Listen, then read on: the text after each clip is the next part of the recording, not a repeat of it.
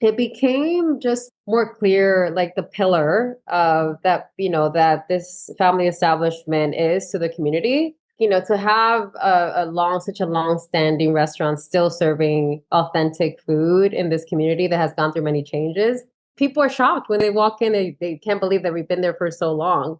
So it's a pillar in the community. And to me, it's become more visible, more clear for me, an example of what tenacity and dedication, hard work, what that can become, in the long term.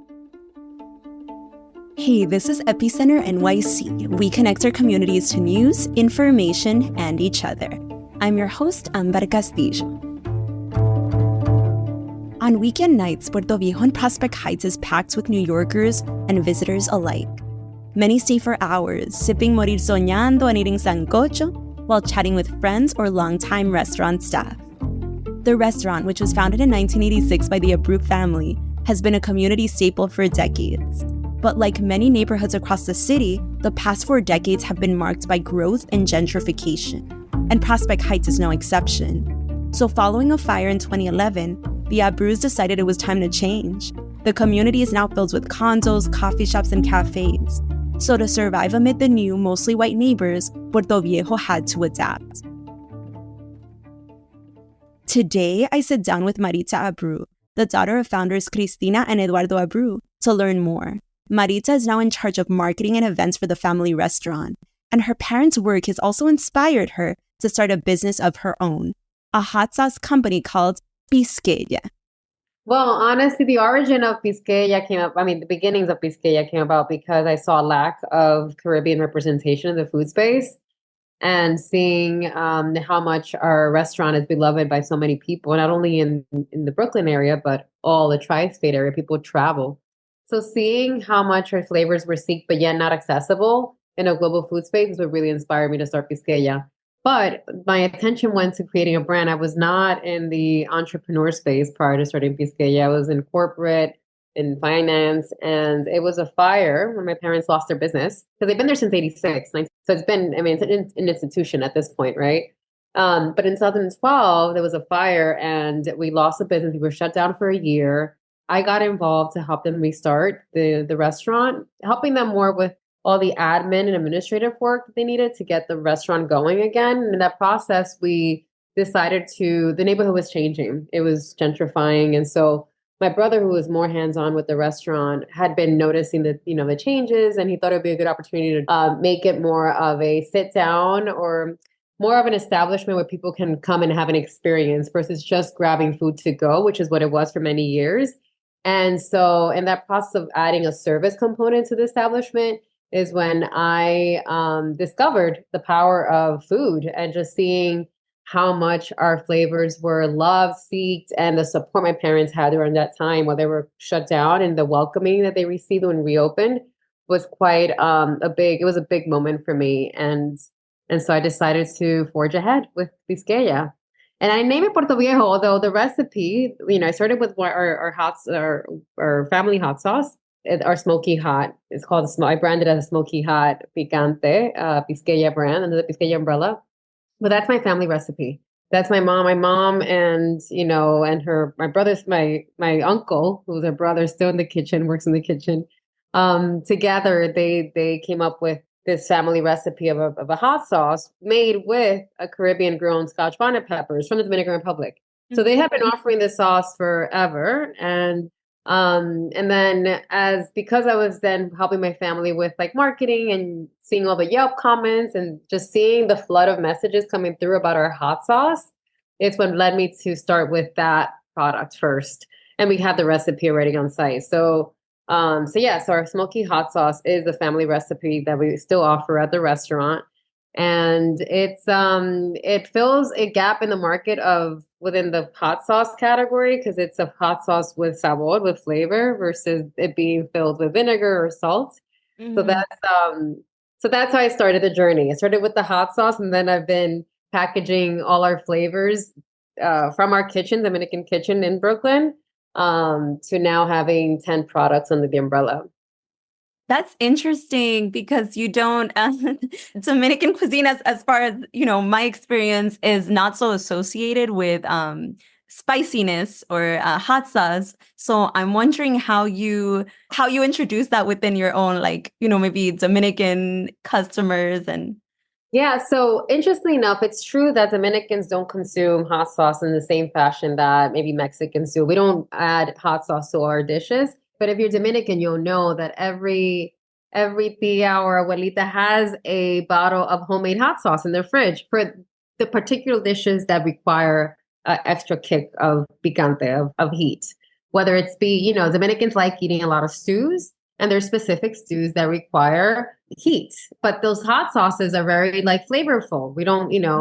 It's not again filled with like a lot of, salt or vinegar. And so, for example, we also have certain dishes that are staple in our community, like sancocho, that you won't have without a hot sauce. Like it's a natural. I didn't know that. I'll have to ask my family, and because my experiences of sancocho didn't involve hot sauce, so I'm learning. Yes, your sancocho comes with rice, avocado, and hot sauce. And we're not known again for being hyper spicy, culture. Again, we are very particular about our hot sauce and how we use it. And that's what makes it a very special sauce because of the premium quality it has, made artisanal quality for that reason. And did you grow up also going back home to where your parents are from, like that particular place in DR, or what was your experience with cuisine outside of the restaurant? Yeah, I grew up. Fortunately enough, my parents always made it a point to bring us back to the Dominican Republic, to our homeland every summer. So it would literally mark the calendar as soon as school started. It was like counting down the days. My family's from the mountainous side of the DR, Jarabacoa, in the Cibao region, and so Mhm. being able to have that connection with the island has definitely impacted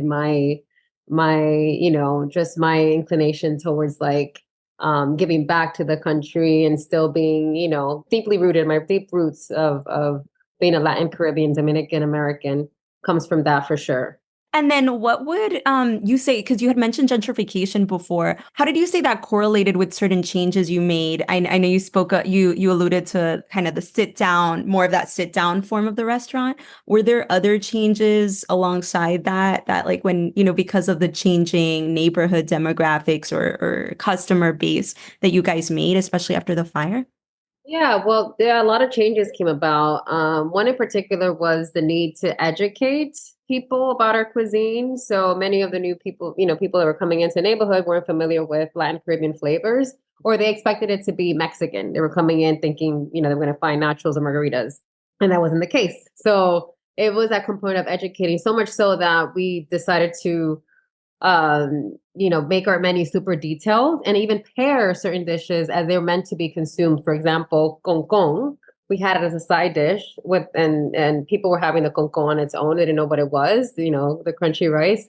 And so we decided to pair it. And if you order con now, it comes with a side of beans, which is how we consume con. You top it with beans or the bean broth.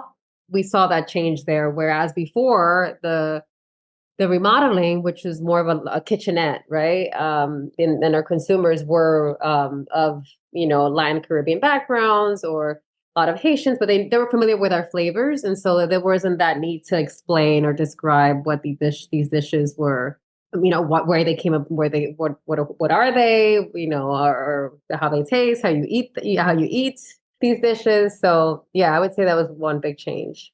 Yeah, could you describe a little more, elaborate on some of those, how you've seen the neighborhood landscape changing? Oh my gosh, so much so. My father always shares his anecdote. When he opened up the restaurant 86, that same day he also opened up his first life insurance policy because it was a very dodgy area. It's very industrial, and after 6 p.m. you didn't want to be in the neighborhood. It was just not known to be a safe place. And so then we just saw the condos come in and slowly the coffee shops and cafes and I mean now it looks very different from those days when I would go to the restaurant in the 90s and early 2000s. And how did that change how you see the role of the restaurant in the neighborhood? Did that change that at all? It became just more clear, like the pillar of that, that this family establishment is to the community. To have such a long standing restaurant still serving authentic food in this community that has gone through many changes. People are shocked when they walk in, they can't believe that we've been there for so long. So it's a pillar in the community. And to me, it's become more visible, more clear for me, an example of what tenacity and, dedication, hard work, what that can become, in the long term. So, whereas before it was just a place for sustenance for both my family and the people that would come to the restaurant, now it's a place of celebration and family legacy, and also a showcase of deep cultural roots in the heart of New York City. Definitely. So I was trying to understand the situation now. Your mom, I think, was saying that she works almost every day or 6 days a week. Like she's still, because I saw how hands-on she was, like in the kitchen or like, and yeah, at the counter. And then your brother who came later as well. So are they the two family members who are mostly like, hands-on, like physically in the business, and how often are they there? Yeah, the restaurant is open Monday through Saturday. We're closed on Sundays. My father was the one that was very hands-on until he decided to retire, and now he's just my mom's chaperone. But he's not hands-on at all. My mom took on that role, and she loves it. She like every Dominican parent, they'll complain or they'll nag about things, but she adores being there and loves that she's grateful that she has the vitality to still be able to serve her people who have now become her family, because she's seen kids grow up in her restaurant that's now come that they would either were students at the school across the street, now they're coming with their own families. And so my mom and my brother Eduardo are really the ones that are there. If you go to the restaurant, you'll see one of the other at the restaurant. Wow. Yeah. And then your own entrepreneurship journey, like I know you said you weren't in those spaces. Was there something about your parents starting this business that, even though it's a very different business, that, that gave you some of those tools, or, just watching that unfold, that gave you some of the tools to start Pisqueya? 1000%. I always had that entrepreneurial spirit. I knew it inside of me. And I know it comes from just that lineage of my family. My father, even before he opened up a restaurant, he back home where he's from, he was a teacher, but he also had a side hustle of selling lottery. And so them too also come with that. I feel like I get that from them, from my parents, and just seeing their dedication and their effort and the sacrifices they made to build this family establishment has definitely taught me those skills that are needed to build a company from the ground up, which is essentially what I've done with Pisqueya, not having any experience into the CPG space, which is very different from a restaurant. And now building, and I've built a culture forward brand just with limited resources, because I also didn't start with like, a lot of capital or seeding money and all that. So it's because of this example of tenacity, of superación, the word in Spanish is coming to me, of just focus, and this desire to just reach your goals, which is what they did. They came to America with very clearly defined goals, and they've met them all. And so it hasn't been easy, but I've seen them in that journey of whether it's like a snow day and they have to open up the doors at 8 a.m. at the time. Now we open a little later. So yeah, for sure, they've been the reason why I've been able to build this company. Definitely. So my last question is just what does being involved with Puerto Viejo, what does your family's business mean to you? Like what is that? Yeah, what does being a small business in both Pisqueya and Puerto Viejo mean to you? Wow, that's a loaded question. What does it mean to me? It means belonging. It means love. It means American dream. It means progress. It means so much. And I'm fortunate that I'm an extension of my family have built, and I'm in a position to forge ahead with what they've already built and continue on.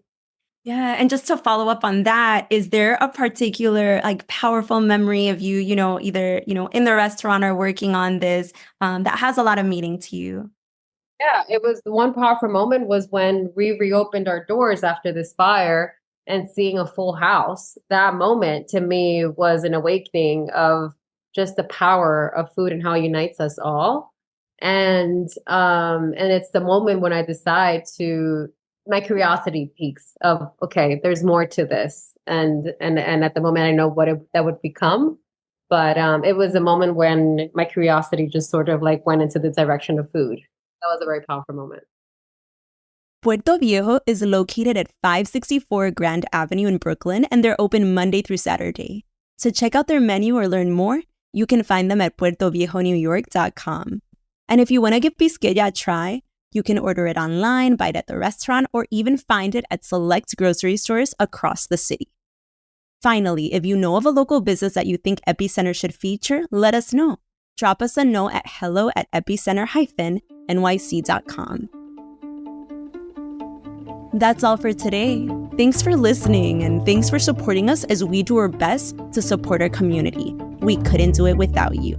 For more stories like this, make sure to subscribe to our newsletter at epicenter-nyc.com. Our intro music is All the Pretty Horses by Caravika.